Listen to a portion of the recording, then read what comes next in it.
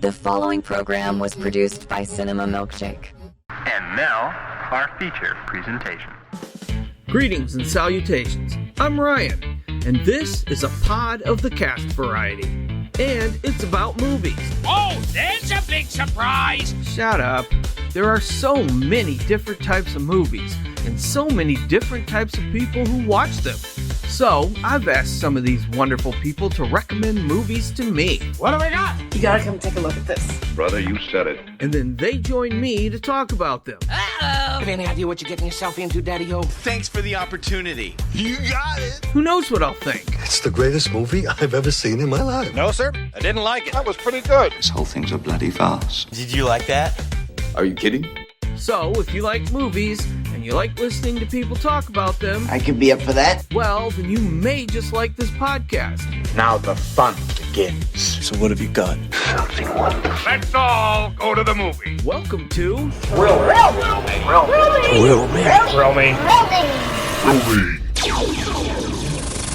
Thrill me. Are you not entertained? Hey everybody, welcome to another episode of Thrill Me.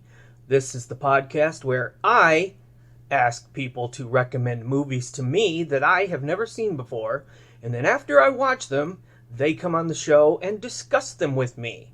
It's our way of getting to know each other through our mutual love of movies, cinema, film, whatever you want to call it. Anyway, I hope you're all doing well. My guest today, they happen to be a millennial, and when I was discussing with them some of my blind spots in terms of 90s, early 2000s movies, they said, "Have you seen Mean Girls?" And I said, "No, I've never seen Mean Girls."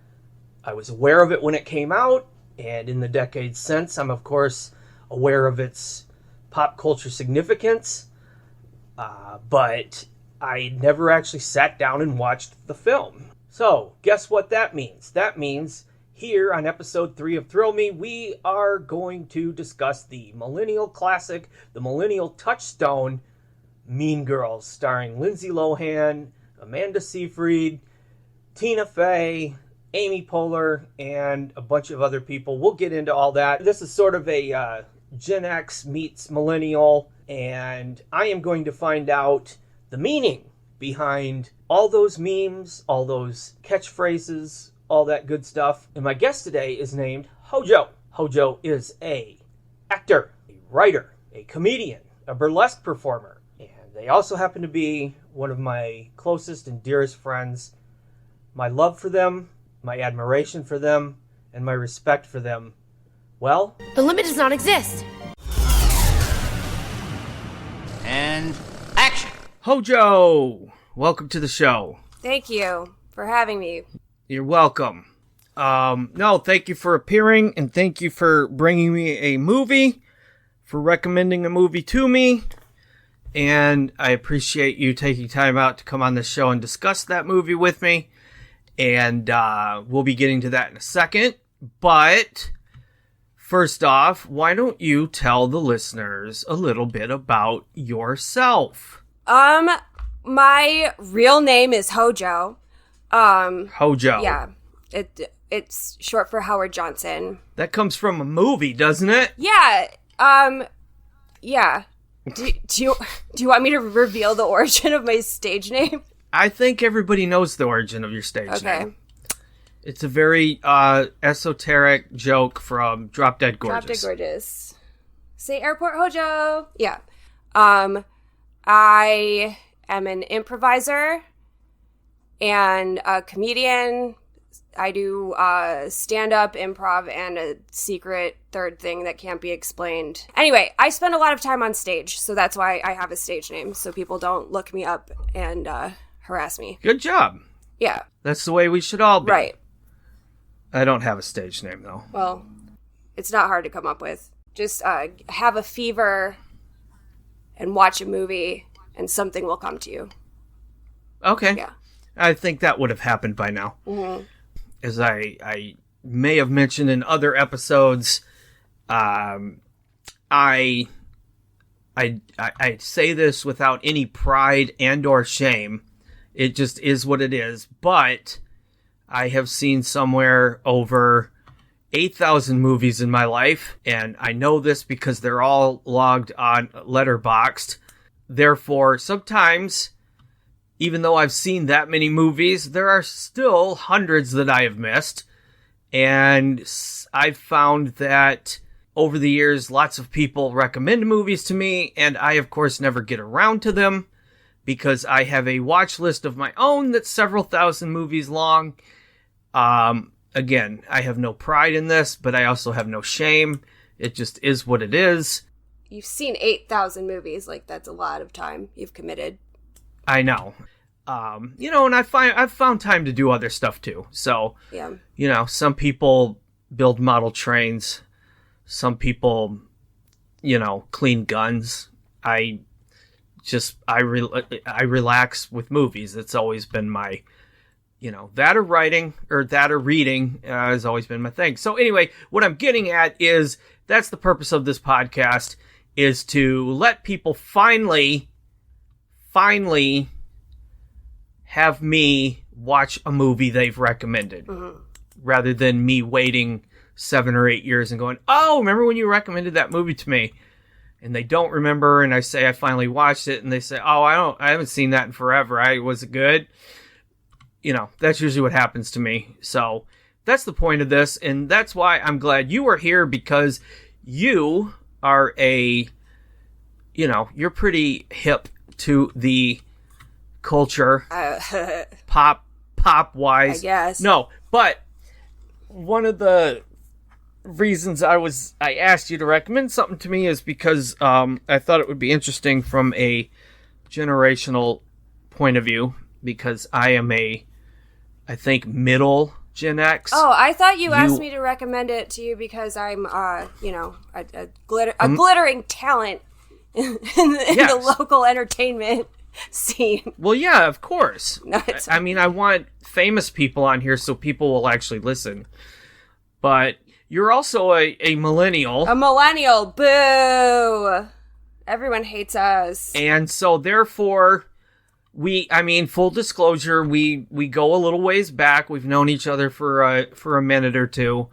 And you, in the past, have opened my eyes to some of the millennial touchstones as far as movies go. Stuff that I was sort of maybe not the demographic for, not the age group it was aimed at. I had other interests. I was a little older and therefore not, paying as much attention to some of the stuff that was coming out. But then through knowing you for years, and you either recommending movies to me or telling me that movies I'd already seen were actually a lot more positively remembered than I thought they were. Which ones are you talking about? Dirty Work was one. Well, I feel like Dirty Work is kind of specific to my sense of humor. I don't know if it's a millennial touchstone. Yeah, but no, it definitely is, because I've asked other millennials and they tend to remember it. I saw it when it came out, didn't really make any dent on me. But, and then some other ones, you introduced me to Drop Dead Gorgeous, to Good Burger. To, and then you explained to me how important Empire Records is to your generation, which well, that was kind of marketed. No, how old were you in 1990, in the mid-90s? Like 22, 23. Okay, yeah. Around that era.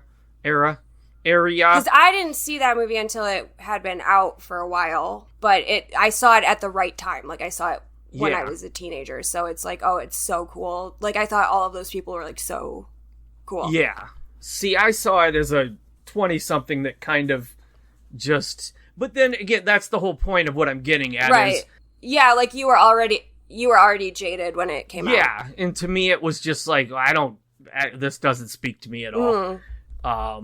You brought my attention to some stuff that, even if I had seen it, I looked at it through a different light, and realized that, okay, there actually was a whole other group of people having their cultural and artistic perspective shaped by things that I just dismissed. Mm-hmm. And I think it's healthy to sometimes look back at that stuff and realize that, right. You aren't the only person on the planet, and just the stuff that came out when you were of a right age isn't necessarily any more or less important than the stuff that came out later that was important to somebody else at a specific age. So, well, you showed me Pump Up the Volume, and that's very specific to your... Yeah, which was the same director as Empire Records, yeah. So that was interesting. That brings us to the movie we're doing now, because it's one that you spoke of a lot, and the internet speaks of a lot, especially, again, the millennials, and I had never seen it. I just didn't even, I'll be honest, I didn't even care about it when it came out. But you probably had some wherewithal or like some awareness of it because it's of course. It's permeated culture. Yeah, of course. I mean, it's one of those where I would make a post on Facebook and people would react to it with GIFs from this movie, or somebody would quote this movie, or it's just been... Anyway, we're talking about the movie Mean Girls. Mm-hmm. And it's not necessarily a movie I wouldn't have ever watched, but it's just not something at the time that appealed to me. It came out in 2004. I was in my early 30s. Yeah, that was the year I graduated high school, so... Right. Mean Girls was for me. I was way more interested in stuff like, the Passion of the Christ. No. My mom made me watch Passion of the Christ, so... The only reason I bring that up is Passion of the Christ was the third highest grossing movie the year this one came out. Wow. There was Shrek 2 was number 1, Spider-Man 2 was number 2, and the movie Mean Girls actually, in 2004, was the 26th highest grossing film of that year. And Passion of the Christ was number 1? Number 3. Oh, okay. That movie made $370 million at the theater. There were a lot of other movies that came out that year that I was probably way more interested in. Mm-hmm. Although Anchorman also came out that same year, featuring another SNL alum. So, I don't know. Mean Girls just wasn't on my, to-do list. Right. It's interesting because Anchorman and Mean Girls are, like, SNL adjacent, but they're not SNL sketches. They're not based on sketches. Right. So. No. And if I'm not I know Lorne Michaels produced Mean Girls. I don't think Lorne Michaels produced Anchorman. I could be wrong about that, because I know he tends to have a hand in what his casts do. Right. At least he used to. It does. Yeah, he didn't produce Anchorman. So, but it does look like he produced several of Tina Fey's joints. And speaking of Tina Fey is the one who wrote this. Mm-hmm. And she also has a role in it. Yes. So does Amy Poehler. And also one of those people from SNL that never really gets any credit, but is Tim Meadows. Tim Meadows. I always kind of liked Tim Meadows, but it never really launched him. But he shows up. Yeah, he's one of my favorite characters in Mean Girls. Now, I feel like now I relate more to the teachers. Oh, of course. It's like me, I now relate more to the janitor and the teacher in Breakfast Club than I do the kids. I'm mad at the kids. Yeah, just sick of these kids. Yeah. Now I'm relating to Molly Ringwald's dad in Pretty in Pink. Right. Like, oh, come on. Or Tina Fey in this movie works 3 jobs and is still not... It's just treading water, and that's what I relate to now. Yeah. Anyway, that's what we got. I think there's one other person from SNL in this movie, isn't there? Who is it? It's Molly Shannon. No, not Molly Shannon. We got who is it? there is one other person, isn't there? I should have pulled up Anna Gasteyer. Oh, is yeah, also yeah. in this movie. Lindsay Lohan's mom. She was also, I don't know if she was, I think she was a little earlier than this cast. Tina Fey and Amy Poehler, were they on SNL at this time? Yeah, well, I don't know about Amy Poehler, but Tina Fey was on it for 2 more years after Mean Girls because she went on to 30 Rock. Oh, okay, yeah, I'm looking at it right now because she would have been on the Weekend Update desk with what's his nuts, Seth Meyers. They have bit parts in this, but the main stars of this are, of course, Lindsay Lohan. This was also 2 years before the fire crotch incident, so. Okay, I have no idea what you just said. Are you serious? But that's why you're here. Yeah. Do you want to get into Lindsay Lohan's whole situation, or do you want to just... Not necessarily, but... I mean, it's relevant. Yeah, I mean, poor Lindsay Lohan, I think after this, some things started to happen, right, in her life. She had a rough go of it. Her life... I mean, let's talk about this later. Okay, fine. So, because I know the year before this, she'd had a pretty big hit with Freaky Friday, the remake, which was also, our director is Mark Waters, who also directed Freaky Friday. And so he had like back-to-back hits. Yeah. And then I think he followed this up with some Reese Witherspoon movie where they stole the title from The Cure. Just Like Heaven. Oh, he did House of Yes. I don't know if House of Yes, I believe, was his first big movie. That was Parker Posey. That was about the Kennedy assassination, wasn't it? It was about incest. Oh, yeah, that's right. Yeah. That I remember when that came out. I've never seen it, but I know that was kind of a big indie darling at the time back in 1997. So that was... He also did a movie that I didn't know he had done this, but he did. It's a made-for-TV movie called Warning Parental Advisory, and it's about the 1985 senatorial hearings about with Tipper Gore and stuff, about putting warning labels on music. Wow. He directed that. It's got Jason Priestley and Mariel Hemingway in it, and Dee Snider plays himself in it, and it's kind of silly, but have you seen it? It's kind of, I've seen some of it. In fact, there's clips on it, or you can see it on YouTube, and I've seen several clips from it, and it basically ends with the end credits are it's Twisted Sisters, We're Not Gonna Take It, and all the actors are dancing to it. So you get to see Mariel Hemingway as Tipper Gore dancing on a desk to Twisted Sister. So it's not exactly played all that straight. It's sort of comedic. Mm-hmm. It looks like he also did the gender swapped version of She's All That. He's All That with Addison Rae, TikTok star / current pop star Addison Rae. And everyone hated it, but they all watched it. So, well, as usually as people do. He also did some movie called Vampire Academy with some people I don't know other than Gabriel Byrne. Love that. Well, moving on. Mean Girls also stars Rachel McAdams, Lizzie Kaplan, Lacey Chabert, who was on Party of Five, I believe. And every Hallmark movie, every Hallmark Christmas movie. Yeah, now she's a major Hallmarker. And Amanda Seyfried is also in this movie. And a little bit more on the critical and box office side. This movie currently sets at a 66% with the audience and an 84% with the critics. What? I was actually genuinely shocked when I saw, 66 isn't bad, but I kind of thought they'd be more even. I thought they would be more, if that's the case, I thought it would be more swapped.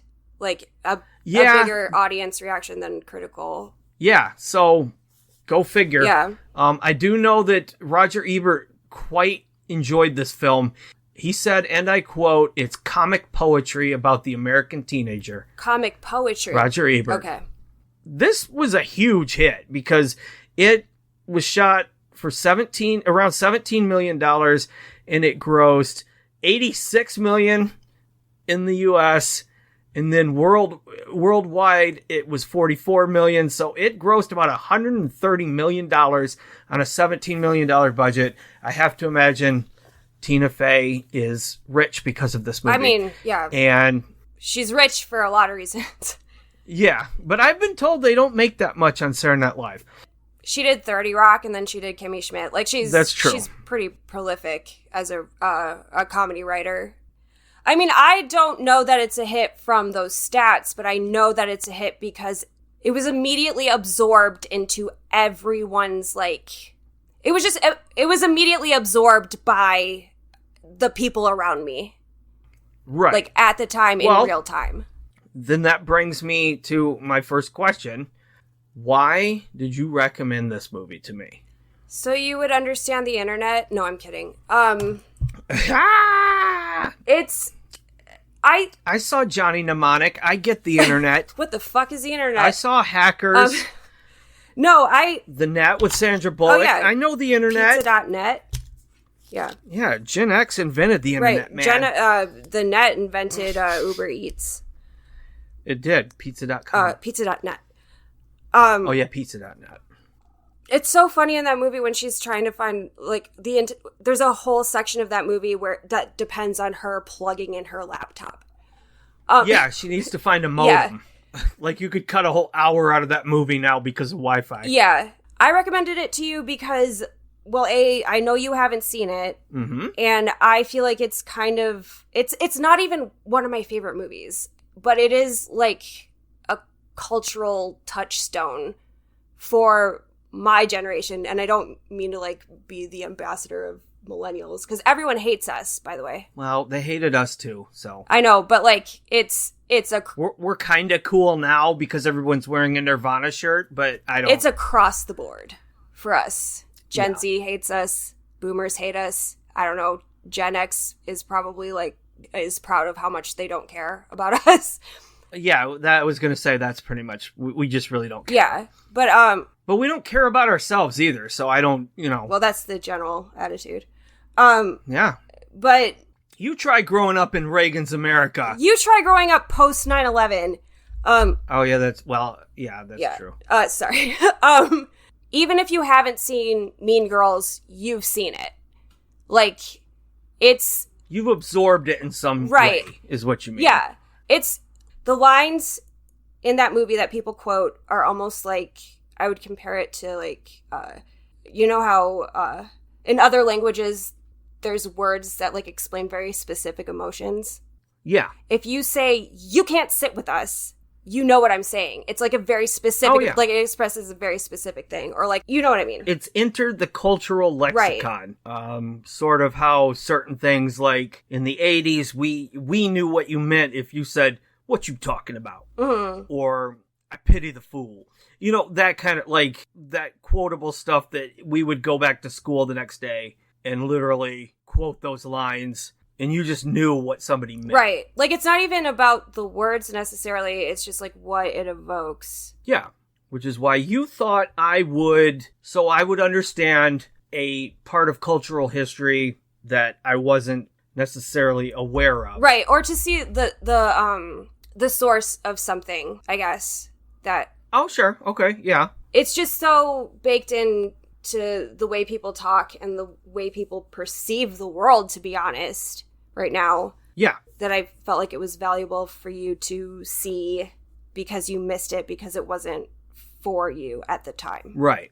Well, yeah, and after watching it, I can definitely see why that is. I definitely came away from it understanding a whole lot more about just even how comedy and comedy writing has evolved since then. You know, it seems like to me, and I could be wrong, but there are seminal moments in every genre, but we're speaking about comedy specifically, and I guess to an extent satirical comedy. But you can definitely, there are certain works, be they TV shows or films, that you can kind of see how it sort of changes the template a little bit. Right. Like, obviously, The Office kind of changed television comedy. Well, yeah, like every sitcom now is a mockumentary because of The Office. And I mean, not only, you know, The Office, I mean the original, and then it gave way to the American version, which in some ways is probably even more successful.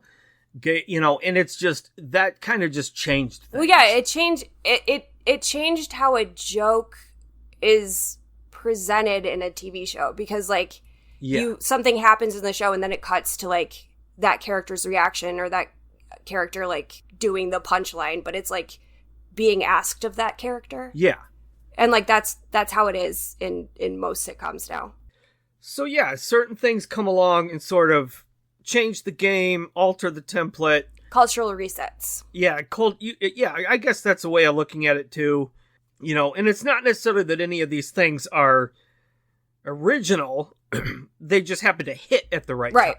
Found footage had even been around for a while, but Blair Witch happened to hit at the right time. They marketed it brilliantly, and now everybody, Blair Witch was the first. Well, no, it wasn't. It just had the most impact. Scream was not the first meta horror film. Yeah. But it was lightning in a bottle and hit the zeitgeist, if you will, in a way that the others hadn't. Right. And I think the early 2000s was, I think 2004 is like, I was about to say a good soup for Mean Girls. It was a good atmosphere for Mean Girls to exist. And good is the wrong word. I understand why Mean Girls came out then, because like it's the early 2000s. It's the beginning of like really like the 24-hour news cycle, and like celebrity gossip was really toxic in the early 2000s. Like just people viciously. No, I get it, because the early especially post 9/11 was so weird. Well, yeah. Where were you at in 2004? I was actually had finally moved out of my damn parents' house and was living in a 2-story piece of shit house called the Temple of Doom with my brother and my friend Rick, who is on my other podcast, and was dating someone and was basically on the verge of both bankruptcy and a major nervous breakdown. Okay. So, but yeah, 2004 was a interesting time. I was 31-ish around that time. I was actually in a band back then. But anyway, I was much more inclined to be, you know, into the horror stuff. And, around this time's also when we saw the rise of torture porn. That was the whole cruelty and gore for the sake of cruelty and gore. Yeah. Was kind of making a big comeback, as some say, as a reaction to the atrocities we were seeing at. Well, the country is at war. Yeah. And, social media was just starting. That was the year that Facebook started. Right. I wasn't on that, but I did have MySpace. YouTube was just around the corner. Facebook was like, that started out as a way to like rate other people in terms of attractiveness. And then I remember like its beginnings, there were like secret groups. Because it was, you had to have a college email address to join Facebook. I didn't get on Facebook until, I believe, 2008. Yeah. So I know people in college knew about it. I knew MySpace. That was it. And just speaking of Mean Girls, I just remember there were so many like secret groups that were constructed specifically to talk shit about each other. And I'll also point like celebrity gossip atmosphere at the time, because it's like it was a big year for public humiliation, because it's like Janet Jackson, the wardrobe malfunction. Nipplegate. Yeah, Nipplegate. Howard Dean being too excited at his rally. Oh, God. Yeah. Exactly. Yeah, I remember that. And it was also the year that Britney Spears got married for a day and then divorced and then married Kevin Federline. So it was just a lot of gossiping about girls. Paris Hilton, sex No, tape. that was later. It's around this time. Like I said, this is pre-Fire Crotch. Actually, you know what? I don't know when Paris Hilton's sex tape came out. She was definitely there. I know it came out around then because I... No, you're right. You're right. Saw it. No, you're right. Remember torrent sites like Kazaa? Yeah, I had Kazaa to download. To download albums I wasn't allowed to listen to. Right. I literally destroyed an entire, like, $5,000 computer system because of Kazaa. Right. Because I knew nothing about viruses. But just to wrap up 2004, I would point to another incident. Do you remember William Hung? Yeah, from American Right. Idol. She bangs, She bangs. Yeah. I feel like that was his year, you know? Like there was success there that was short-lived, but it was pretty major for an average guy. But there was this, like, aura of, like, we love this person, but we're humiliating this person on a national scale. Like, fame through mockery. Right. And that's mean girl behavior. Exactly. Like, thrusting someone in the public eye because you think they're funny or you want to embarrass them or you think they're terrible and you want everyone to see how terrible they are. That's mean girl behavior. And that was 2004. So I think this movie came out at a time, maybe we didn't know it. It's not inspired by any of the events, but there was a pressure cooker that's still boiling over, that this movie spoke to people at the time. Yeah. If anything, I feel it's just gotten worse. Oh yeah, no, it's reached volcanic levels. Yeah, I would say it's probably in retrospect that you look back and say, "Oh wow, yeah, that was saying something to us at the time that we did not realize." Oh yeah, but holy shit! Well, look at what Facebook became. It still is. So I know that this, because I spoke before about how, you know, I'm not really necessarily the demographic for this movie, but as I got older into college and started, like, actually studying film with the intention of, you know, becoming a filmmaker. Yeah, I went to film school as well. I started to, like, my mind was definitely opened quite a bit to, how do I explain this? To ignoring the whole demographic concept, to ignoring the whole stay in your lane concept of what my film life or viewing habits had been before that. It was genre. Occasionally something would poke its head through and carry over, but mainly it was, if it wasn't the new Wes Craven movie, I didn't care. But what happened was when I got into college and was starting, you know, through various classes and whatnot, and through speaking with other people, I began to force myself to open my mind up to anything and everything and I did this with books as well and with music. It was, in a way, it was kind of my promise I had made to myself when I was 16, that I would never become a pragmatist in terms of art, culture, that kind of stuff. I always wanted to try my hardest to keep up with it. I wanted to try and understand as many different aspects of it as I could. I wanted to experience as many cultures, voices, experiences and stuff as I could that were not necessarily my own. I began exploring, you know, more international films, more African-American films, more queer cinema, more female-driven films, if you will. A more diverse... Yeah. I basically am just one of these people that I just want to know as much as I can about as many things as I can. And part of me was like, well, if I'm going to be a writer and a filmmaker, I should know as much as I can about everything. Yeah. And I like to think I still do that. I mean, when Mean Girls came out, I was very closed off to anything popular. Like, I thought it wasn't for me. Like, I thought I was too cool for it, to be honest. Because, like, at the time, I was a, like, self-proclaimed communist. I dressed like an idiot. I stopped taking my Zoloft. That was the year I stopped taking Zoloft. Abruptly. Not recommended. No. I just thought I was, like, you know, beyond this thing that was very specifically marketed to me, a, like, senior in high school.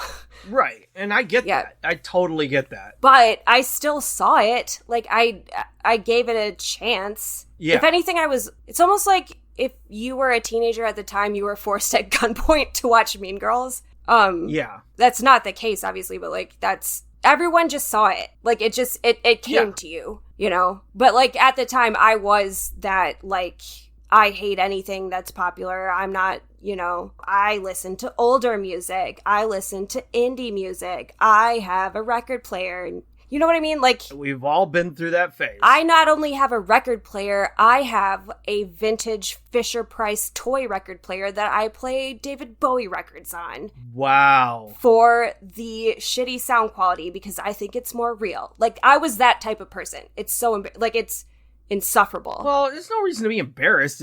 No, but it's like, you were younger. It's insufferable, but I still saw Mean Girls. Well, sure. Anyway, long story short is, I think I'm glad I saw this now as opposed to then. Yeah. Because I probably, even without intending to, I probably would have dismissed it or gotten bored.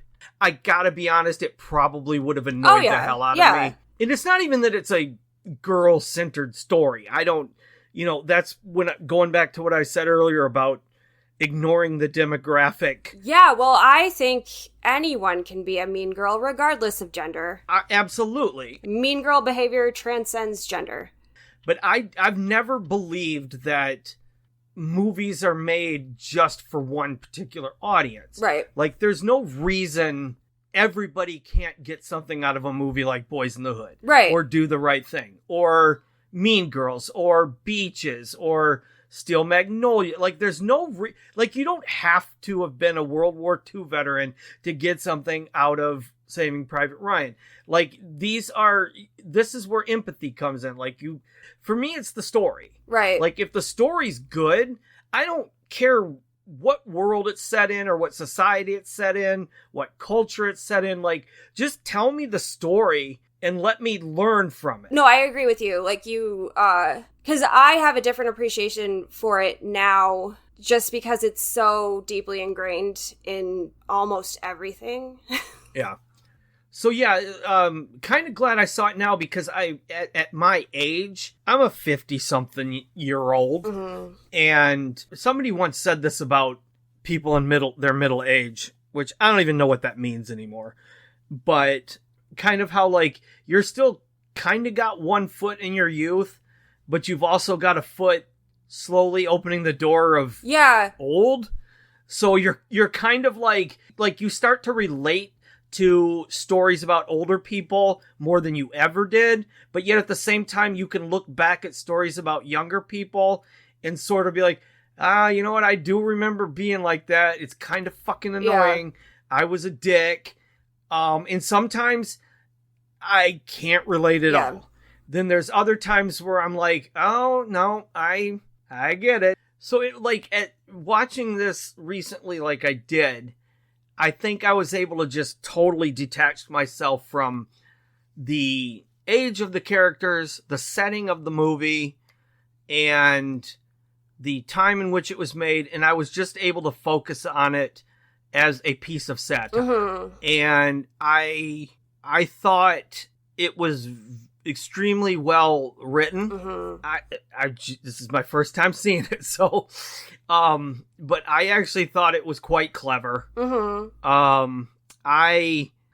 To me, it's just set in its own little world from a certain time, because I look at all movies that way. You just got to buy into the universe of the movie, right? And just take it for what it is on its own merits, and does it work within the confines of that? And I gotta be honest, I was quite impressed. I know this movie gets compared a lot to Heathers. Yeah. Which is probably one of the major Gen X cultural touchstones. You know, obviously another piece of satire set in high school. Well, it's a Mean Girls movie. It's a movie about mean girls. It is. It's definitely about mean girls. Heathers is admittedly and undeniably a much darker film. Right. There's 4 movies I would point to as, like, if you want to see the history of mean girls throughout the decades. And it's the 70s would be Carrie. Sure. The 80s would be Heathers. The 90s would be Jawbreaker. And then Mean Girls. Okay. And the only one that doesn't have, like, murder... Well, I guess Regina gets hit by a bus. But the only one that doesn't have, like, complete... She doesn't die. Yeah, but the only one that doesn't have, like, murder or manslaughter in it is Mean Girls. Yeah. Yeah. I had gone into this knowing that a lot of people compare it to Heathers. So I really tried not to...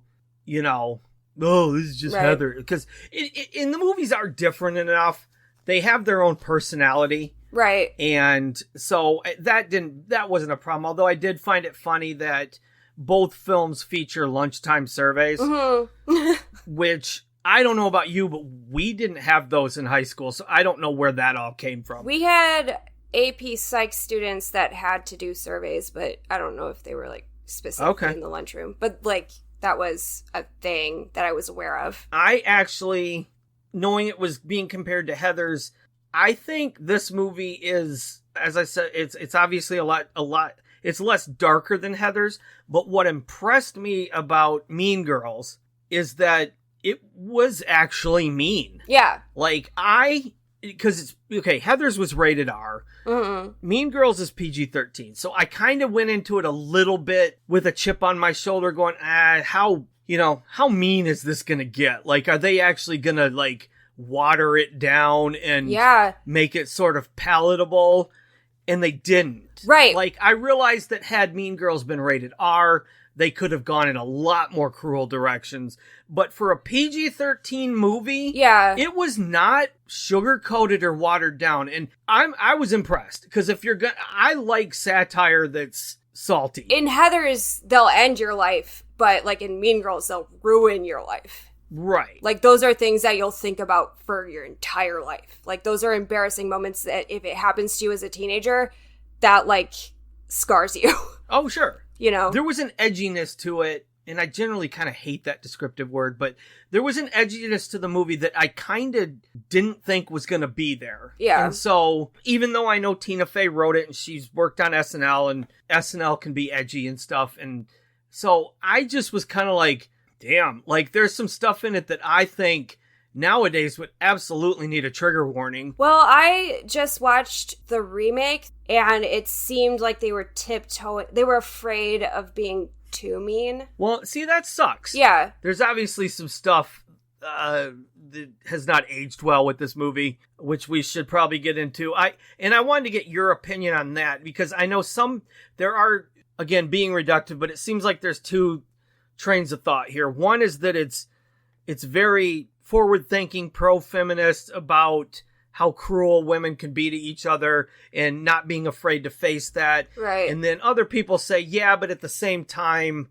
it still reinforces female stereotypes and blah, blah, blah, blah, which obviously, not being a female or a teenager, I'm not qualified to speak on that. But it also, there's some homophobia in it. There's some racism. Yeah. That obviously was never cool, but given when this was made, that's just what, you can't erase history, so I'm not gonna, like, get on a soapbox about that stuff from something that happened almost 20 years ago, or more than 20 years ago. Right. It's some of that stuff is kind of hallmarks of Tina Fey's writing in general. Okay. Because, like, there's an arc in 30 Rock about a teacher having a relationship with a student, and there's also, like, that in Mean Girls too, like the Coach Carr situation. Yeah. I don't know if you remember that. Yeah. And like, yeah, the like hipster racism. Yeah. Of it all. Like, it's there's a wink and a nod there, so I'm not being problematic because I know it's problematic, so I can say it. You know what I mean? Yeah. Which is, you're still saying it. Yeah. So yeah, like that, a lot of it hasn't aged well. But that's the same thing with almost every comedy. Anything made before last week. Yes, exactly. Has already started to age poorly. Right. So yeah. It's that I think is, while some people tend to focus on the negative sides of that, I try to see it as progress. Sure. I mean, you can't excuse it. Like it's not, it's wrong and it's bad and you shouldn't do it again. Right. But you also shouldn't erase it. Right. Like, oh yeah. We need, as a society, as human beings, we need to always be aware of where we came from and how we used to be. Well, also, like, you can remake Mean Girls, but, like, do you have to? Can't you just make something indicative of now? Yeah. You can remake it, but, like, you also can't erase it because it's already there. Yeah. Like, yeah. So you said you did watch the remake. Right. Which is a musical, because they did do a Broadway musical of this. I also know it was made for TV. Oh, Mean Girls 2? Yeah, Mean Girls 2. Right. I haven't seen Mean Girls 2. I swear the only people who have seen Mean Girls 2 are YouTubers who want to talk about how bad Mean Girls 2 is. Okay. Like, I don't know. I don't personally know anyone who's seen it, but I have watched YouTube videos about it, so. Okay. That's all you need to say about Mean Girls 2. Okay. But the movie adaptation of the musical, I thought I was really going to hate it, but I didn't hate it as much as I thought I was. Okay. But I need to emphasize that I did think I was going to hate it. Oh, sure. Well, I'll let you in on a little secret, and it's part of my secret weapon for this podcast, is I nowadays literally go into every movie, every book, or even a new album or song expecting to hate it. That has done wonders for me because I psychologically get myself ready to dislike everything. And I've found that I actually enjoy things a lot more. Yeah, I mean, I try to come at it from a place of neutrality now. Sure. Because I used to, like, preemptively hate everything and then end up hating it because I wanted to convince myself that I was going to hate it. Yeah. Just, to be a contrarian or to be cool. Yeah. And people do that a lot now. I don't mean to bring up Taylor Swift. But to that point, there's certain albums that come out that are just dead in the water, or certain movies, certain pieces of art that come out that are like just immediately going to be the topic of discourse. It's people are chomping at the bit to hate it. They want to have the most I'm not like the other girls take on it. And yeah, so I try not to roll into things with that, like just, foaming at the mouth to hate something. Yeah, and I don't necessarily mean it that way. Right. It's just sort of like, I will sit down and go like, all right, throw me. Yeah. Yeah, like I'm glad I calmed myself down before I watched it, the remake, because when I saw the trailers, I was like, oh, this is fucking stupid. Like, why are they even remaking it? There's no point.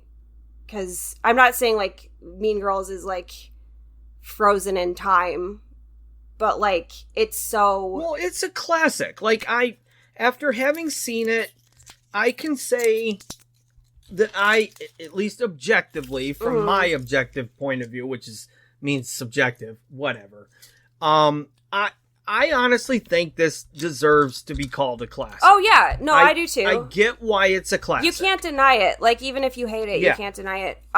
The thing about the remake that I will say, I liked every single change they made. Oh. I like that Damien and Janice are, like, openly gay. I like cool. some of the like newer jokes. I like that. It was good. I hate all the songs. Okay. And I hate every time they quoted the movie. Because there's such a wink and a nod every time. It's like, you're waiting for this line. You're waiting for this line. We're going to say it. Yeah. You know, like it's start from scratch, I guess, at that point. I get it. Yeah, like, and the pacing of the joke, I don't know, like, the Mean Girls doesn't beg you to quote it. No. And that's why people quote it. Exactly. Like, that movie's so natural. Like, that's how teenagers dressed at the time. That's how teenagers talked at the time. Those are, like, normal things to say. Like, you can't sit with us. I'm not a regular mom. I'm a cool mom. Like, that's not begging you to quote it. Or, like, on Wednesdays, we wear pink. Mean Girls had never come out, and I said, on Wednesdays, we wear pink. You would think I was just saying, like, it's not. I think it's just what it is, you know, sometimes history's going to take its own course. Right. And if a movie becomes infinitely quotable, I believe this with any kind of art once it's released, is it does at that point belong to the world. Right. Like, you know, the world may not be making money off of it, but it belongs to the world, and the world is going to do what it wants. Right. With that book, movie, song, whatever. Yeah, it's interesting because I feel like there's things that weren't anticipated to become so, like, iconic. Well, sure. In that movie. Yeah, like, I think that's why it's so ingrained in, like, how people talk now, is because it just felt so natural. I don't know if that makes sense. Like, yeah, it makes perfect sense. Yeah. I totally get it. It's the same thing I would say with something like Ghostbusters. They didn't know they were making quote unquote Ghostbusters while they were making Ghostbusters. They were just making a movie. Right. The fact that it became what it did, that's the world. Right. It's that lightning in a bottle factor. Like, you can't duplicate that. You cannot do that in a lab. Yeah. You cannot sit down with a bunch of people, I don't care how creative they are, and expect to do that. You just have to do what you do, put it out there, and if it catches fire, it does. If it doesn't, it doesn't. Well, yeah, and I also, I said everyone my age was watched Mean Girls, or, like, had to watch Mean Girls. You know what I mean? We had to watch Breakfast Club. Right. It was required. The weird thing is it's not trying to sell you anything. Mm-mm. Like, I don't remember any, like, major product placement or, like, huge advertising campaign. Like, it just happened. And that's not something I think a lot of movie executives understand, I guess, now. Like, no. Barbenheimer, that just happened. Yeah. You're not going to have another one. No, and, like, even more recently, Sinners. Right. Is a good example. That just happened. Right. Like, nobody could have expected what that was going to do. Yeah, like, people recognize when something's being pushed on them, I guess. And, like, yeah, I think it would behoove the powers that be to recognize that when they're trying to, like, sell a movie. Well, even going back to, like, Jaws, nobody knew that was going to be a hit. Yeah. They thought it was going to be a disaster. Mm-hmm. They thought they had wasted so much money on this young punk director with this stupid robotic shark that wouldn't work. That's so funny. And then Steven Spielberg is punk. Next thing you know, it changed summer movie going. Yeah. Nobody knew that was going to happen. Yeah. It just, the public, again, the world decided that for that movie. Right. And as someone who just saw it for the first time this year, which, you know, is crazy, mm-hmm. It still holds up. Yeah. I mean, I was scared. I know. I happened to be with you. Yeah. And we took my nephew, who had never seen it either. I remember turning to your nephew and saying, like, I wasn't expecting this to be so scary. Like, yeah. And just seeing him jump at all the right spots and, like, yeah, not wanting to go to the beach afterward, like, joking with him. And yeah, it's fun because you're just, there are some movies when you see them. I think you and I were talking the other night, and I said a similar movie is Singing in the Rain. Mm-hmm. Like, it's one of those movies that when you see it, you go, oh, okay, I get why this is a classic. Right. Even if you don't necessarily love it or were blown away by it, you watch it and you go, okay, I get it. I get it. Like, that's why people still talk about this movie. I think it's easy to dismiss Mean Girls if you haven't seen it, but you have a favorite, like, high school movie, because the, like, bitchy teenage girl is kind of a classic cinematic monster at this point. Sure. Like, up there with vampires and zombies. Yeah. Like, it's such an archetype, but at the same time, like, monsters reflect where a culture is at a specific time. Yeah, of course. So I think every generation's, you know, bitchy teenage girl movie reflects what's going on at the time. So, but it is easy to, like, just be like, oh, that's just a movie about teenage girls. Yeah. Which, you know, again, why I like sort of exposing myself to this and being surprised. One thing I noticed, maybe to get your opinion on this, is the critical consensus on Mean Girls is that they see it as what's known as a dual artifact. On the one hand, it critiques the pressures and performances that shape young women's identities. Mm-hmm. Yet, on the other side, it also participates in the very systems, beauty, conformity, hierarchy, that it appears to condemn. Yes. So that's where it kind of is maybe tonally a little right iffy to some people.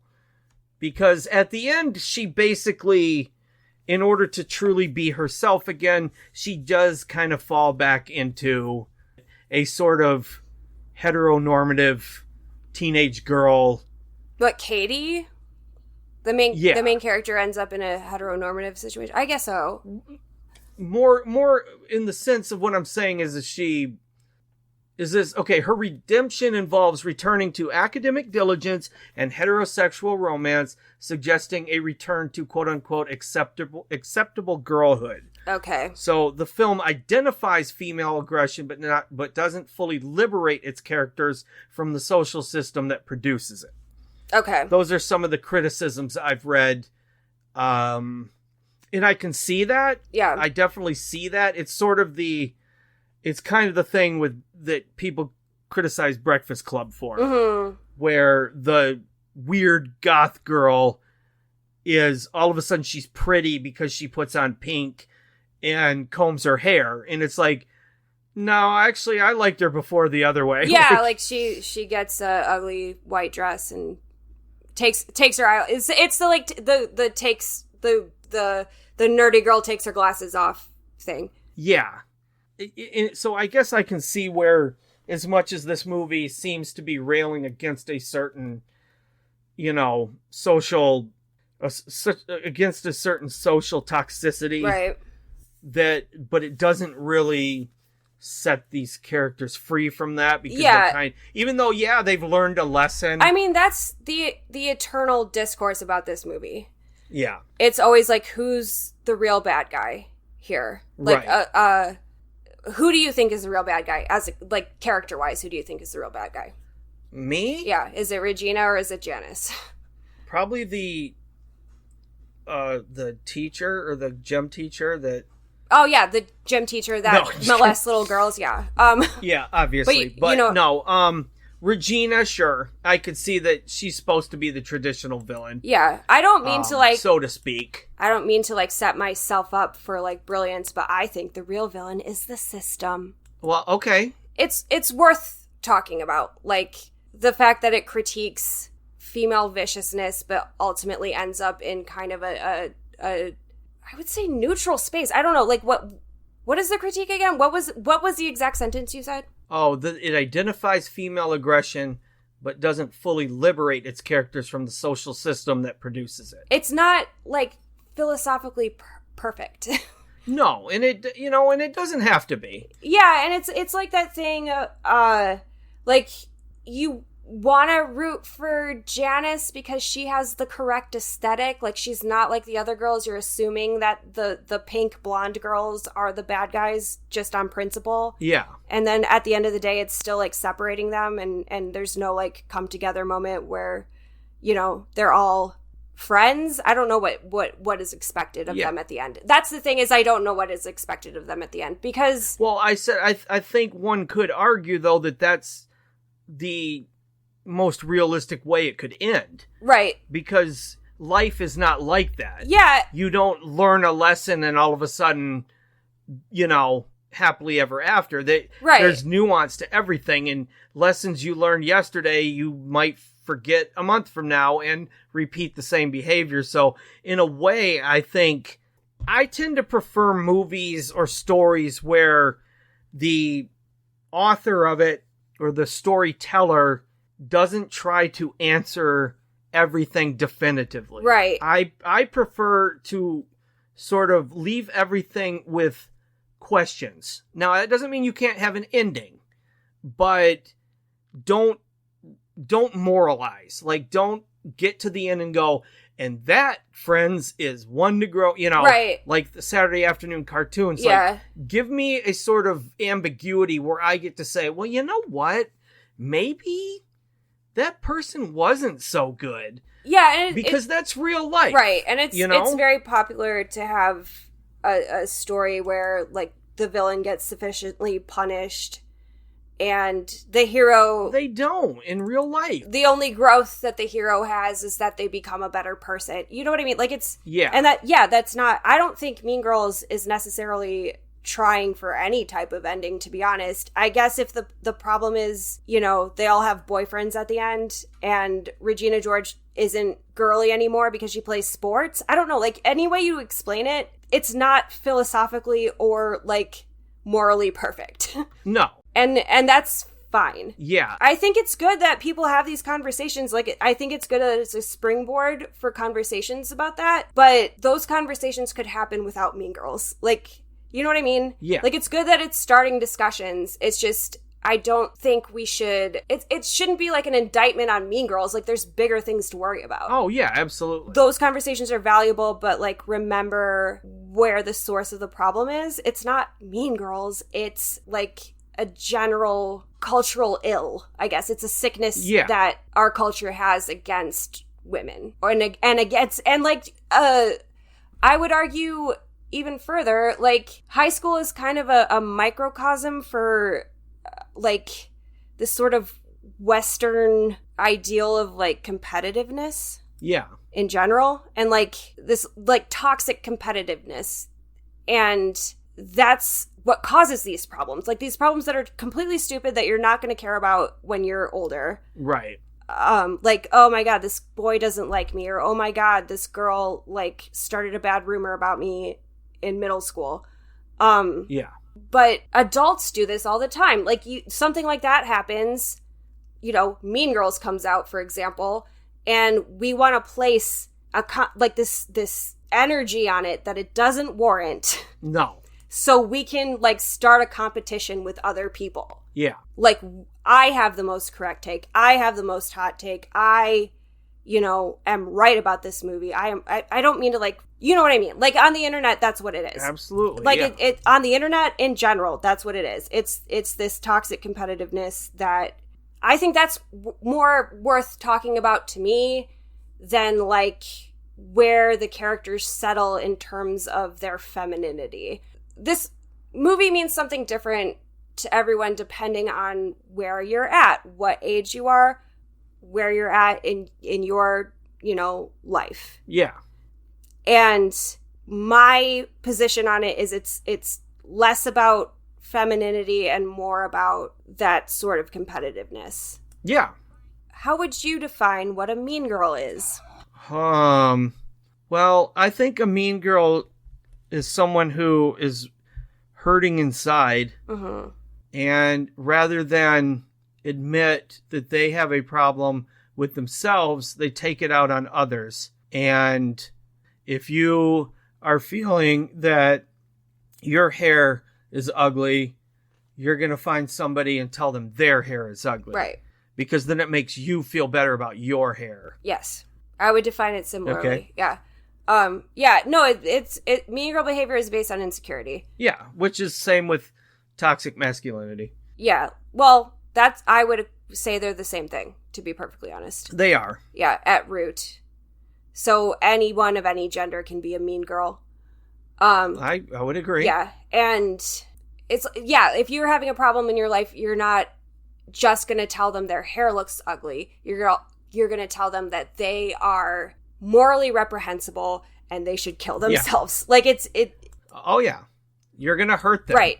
Because someone hurt you. Right. Or you just haven't come to terms with something in your life. Right. So yeah, anyone of any gender and any age can be a mean girl. I agree with that statement. Who do you think is the biggest mean girl now in the world in general? Not to get political, but I think we've got a whole bunch of mean girls running the country right now. Right, yeah.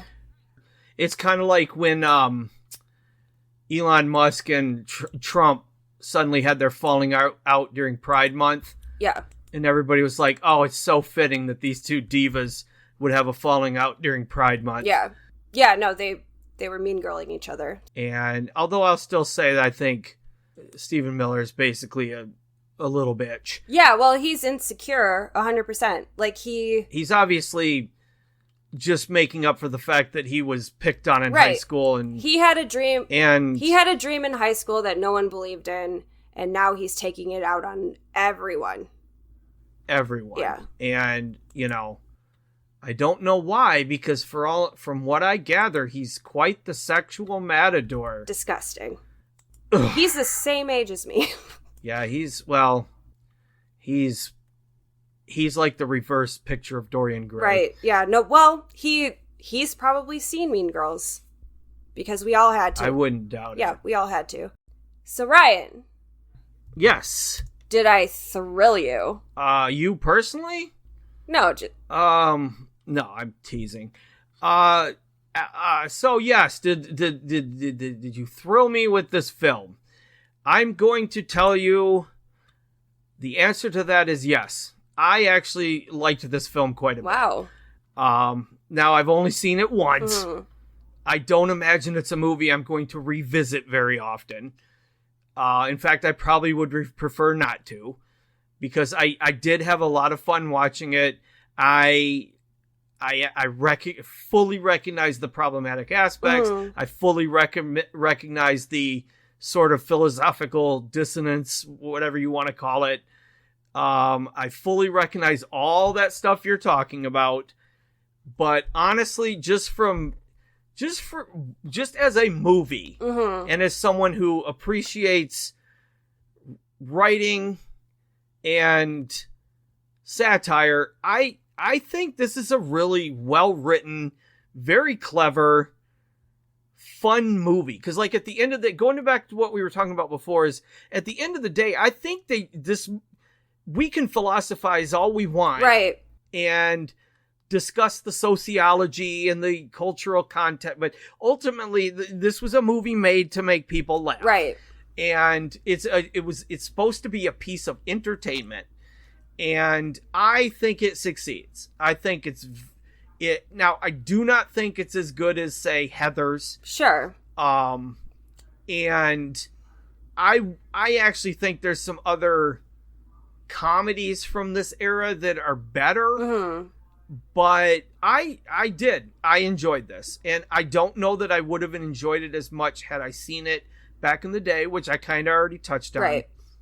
But just watching it now, I was pretty impressed. I think 95% of the jokes land for me. Yeah. And even the stuff that, like, I don't know. The everything about this was so, again, like I said, it's in its own little world. Mm-hmm. And therefore, I don't look...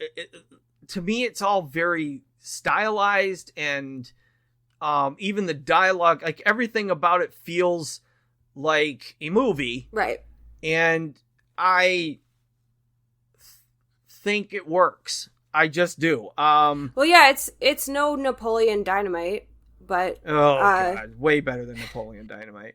I was gonna say this was probably about 6 years before this, but, like, I think Can't Hardly Wait, for instance, was funnier. Mm-hmm.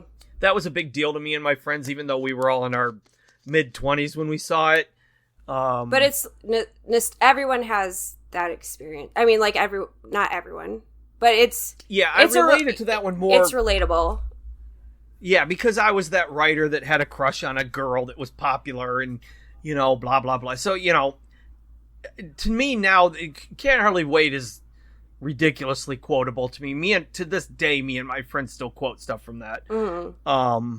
In 2004, again, I probably just would have been annoyed by this movie, but seeing it now, and it wasn't even a nostalgia thing for me because I have no nostalgia for the movie. Yeah, that's why I recommended it to you, because you don't have nostalgia for it. And the whole thing that keeps it alive is nostalgia, I think. Yeah.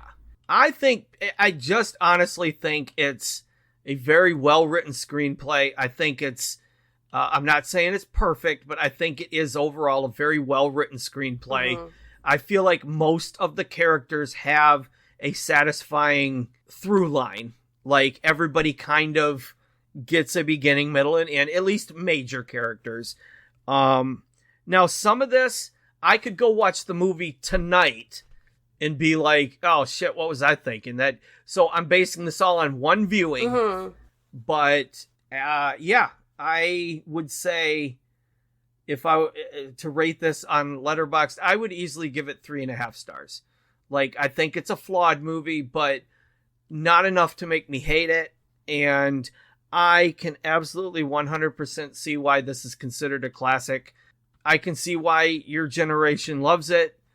Obviously, there's some things I can't really relate to in terms of that, being that I wasn't that generation, but that doesn't stop me from realizing that, okay, I can see why why it meant something to everybody at the time. I can see why it still means something to people. Yeah, like I can't rate it. It's not one of my favorite movies. It just is. Like, it exists and it's part of me because of, yeah. No, fair enough. But anyway, thank you. This would count as a thrill me. And I'm glad I finally watched it.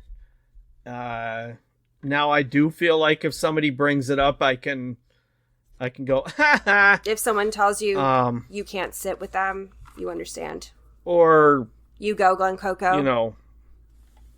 The limit does not exist. Yeah, that's a big one. Double features. Mm-hmm.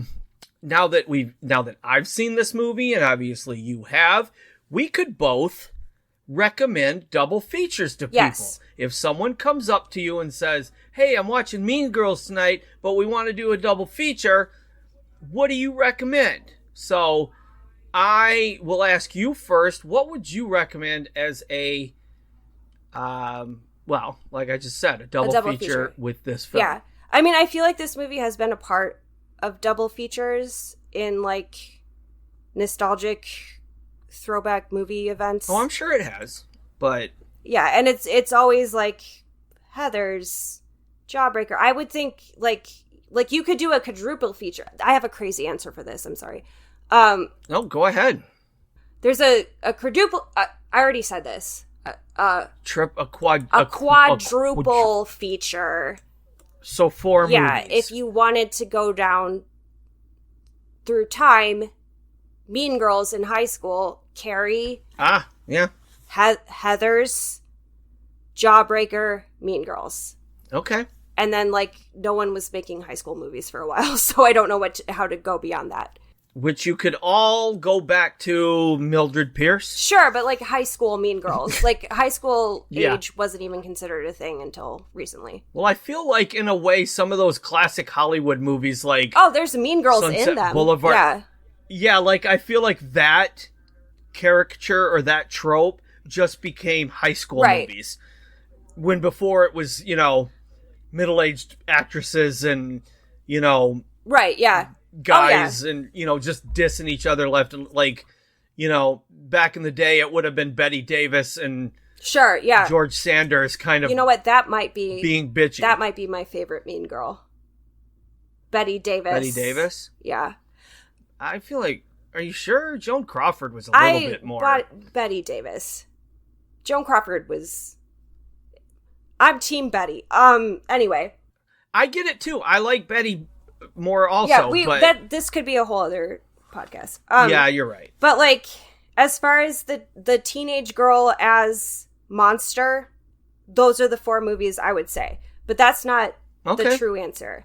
I was also thinking, like, what is Mean Girls for boys? Because if you want to, latch yourself on to the binary or whatever, that's also a thought you could do. I think, and this is a hypothetical movie, if Pretty in Pink... So this movie doesn't exist, but it sort of exists. Oh. Let me cook. Go. As the kids say. If... They do? They do say that. If Pretty in Pink was from Blaine's perspective... That would be Mean Girls for boys, because Steph is Regina George. Sure. Yeah. No, I get it. I get it. I would love that movie. You're not wrong. No, I would love to see that movie. But, like, the true answer, what is Mean Girls for boys, is American Psycho. Sure. Although, wait till you hear my pick for double feature. But, like, I just want to make a case. If you want to think about what Mean Girls for boys is, it's American Psycho. Because that's about the pressures of conformity and how it drives you insane. Well, I'm going to see your American Psycho and raise a completely different movie that I think is Mean Girls for boys. Okay. Do you want to save it? You ready? Do you want to save it until I give you the true answer of what I think the perfect double feature is? Oh, yeah. Okay, all right. Like I said, I have a crazy answer for this. Okay, no, keep going. Ultimately, the best, double feature for Mean Girls is Breakfast Club, because it's an honest, natural portrayal of what being a teenager is. It's messy. It's about, hating, how certain sections of teenagers hate other sections of teenagers because it's just prescribed. That's just the way things are. After this, I'm not going to talk to you. I probably won't talk to you. Everyone hates me because of something that I can't change. Yeah, exactly. Learning lessons through that, through being forced to interact with people who are not like you, and then learning that it's not that big of a deal. Yeah. So that's why I would say Breakfast Club is the pair to Mean Girls. Okay. So we got a quadruple feature, we got a theoretical, and then an actual. Well, also I think American Psycho is Mean Girls for boys, but you say what yours is. Yeah, I'm gonna see your American Psycho and raise it to this movie, In the Company of Men. Oh, yeah, no, yeah. I think would be a perfect double feature with Mean Girls. Because In the Company of Men is definitely got Mean Girl vibes. Absolutely. Because those guys set that one guy up to ask out that one girl because she's disabled, and then he ends up falling in love with her, but she ends up hating him because it's I don't know. I'm just saying. Now, obviously, In the Company of Men is an R-rated, much more nasty movie than Mean Girls is. But as far as just that pressure guys can put on each other to impress each other, I think In the Company of Men would make a great double feature. I 100% agree. Although after In the Company of Men, you might want to take a shower. Sure, yeah. Well, I mean, it's those characters are much more disgusting than. But anyway, I stand by it. That's my thing. I stand by it. I agree with you. It's about the same kind of pettiness, and I feel like if you did a double feature where you watched them back to back, you would realize that it transcends gender. You should realize that anyway. Oh, yeah. I'm not saying realization. It's valuable to see that mean girlness in everybody. Yeah, transcends gender. Absolutely. And that's whether you want to call it toxic masculinity or mean girl behavior, it comes from the same insecurity and the same pettiness. Because not only that, within the Company of Men, at least, It's not even high school boys. These are grown Right. men. Yeah, it transcends age as well. Yeah. Yeah, it transcends gender. It transcends age. Like, people are just fucking nasty to each other. Right. And it's because they can't come to terms with something about themselves. Exactly. Because, like, every character in Mean Girls, like, Katie, the protagonist, obviously you can tell that she's dealing with something. But, like, every single character is, cutting someone else down. Even, like, when Regina, like, exposes the burn book, everyone turns on their friends. Everyone turns on everyone. Like, it's just, it's a free-for-all. Like, it doesn't matter who you are. We all have that, like, impulse to, like, if we find an insecurity in ourselves, to, like, put it on someone else so we don't feel so bad. Oh, yeah, for sure. So, what do they say? When you point a finger, there's 3 pointing back at you. or if you throw a rock in a glass house or whatever. Or don't throw... Yeah. Yeah, I get what you're saying. So, all right. Well, hey. Mean Girls. I absolutely could see this even slipping into the Criterion Collection someday. Oh, yeah. I mean, when you look at the fact that, because, like, when they release Fast Times at Ridgemont High, they release Breakfast Club, which are 2 very important touchstones from the 80s and, Gen X to a certain extent. Well, not to a certain extent. Huge. Both of those movies are very much Gen X touchstones. But, so if you're going to say, okay, well, what are similar movies from other decades that had the same kind of impact? Mean Girls would, and I would not be one of... Because you'll always, every time Criterion posts their new movies, people online will be like, what the fuck's that doing in there? But it's like... If they're going to put every single Wes Anderson movie... Oh, yeah. Then they have to consider the cultural importance of Mean Girls. Yeah. Well, it's like now you see him putting out stuff like House Party and, Cooley High. Like, it's just, you've got to realize they were important films. That's the whole premise of the Criterion Collection, is culturally important or artistically important films. And Mean Girls would absolutely, like, I wouldn't be surprised if they do someday put out Heathers. I would love to see them put out Pump Up the Volume, but I don't know that has gained the same status as a lot of those other movies. But you get what I'm saying. Like, I would not be surprised if Mean Girls makes it in there someday. And what do you think the cover would look like? What do you think they'd pick for the cover? I don't even want to speculate. Well, it'd be the burn book. Probably. Yeah. It'd probably come in a little burn book replica with the directors and cast and stuff. But anyway, so Mean Girls, great. Thank you. I'm thrilled that you came on the show, period. And you recommended a movie to me that filled in a gap in my viewing, and that I ended up actually liking. So you obviously should come back on the show sometime and throw another one at me. So we'll probably see you back at some point, hopefully. So as we wrap things up, I don't know if this applies to you, but if you have anything that you would like to pimp to the audience, promote, like your shows, promote. If you're in Grand Rapids, I often perform at the Comedy Project. They have shows Mondays, sometimes Thursdays, Fridays, and Saturdays. Okay. And it's an improv and sketch comedy theater, and you should come. You definitely should. And all right, well, that about does it. So once again, thanks for coming, and we'll hopefully see you soon. If you enjoyed this program, you should totally follow it online. Oh, yeah. Now you're talking. So where are you? Go to Facebook, Instagram, Blue Sky, Letterboxd, and YouTube. Cool. And search for Cinema Milkshake. Do it. We'll give it a whirl. Why not? And Like, follow, share, and leave feedback. you tell the world.